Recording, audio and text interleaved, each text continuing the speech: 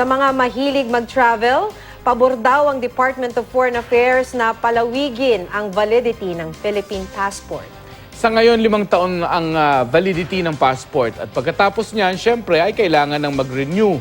Pero sabi ni Foreign Affairs Secretary Perfecto Yasay, posibleng gawin ng 10 taon ang validity ng mga pasaporte, oras na maamyendahan ang Philippine Passport Act of 1996 o RA 8239. Pero posible raw na kailanganing doblehin ang babayaran. Ang daming ng mga aplikante para hindi naman maapektuhan ang pondo ng ahensya. Paano? Doble rin. At least di ka napipila. Oh, sige, No? fine. Kinokonsidera rin daw ng ahensya ang mabilis na pag-iiba ng itsura ng passport holders, lalo na ang mga bata. Sa ngayon, may mga panukala na sa Kamara kaugnay ng pagpapalawig ng validity ng passport.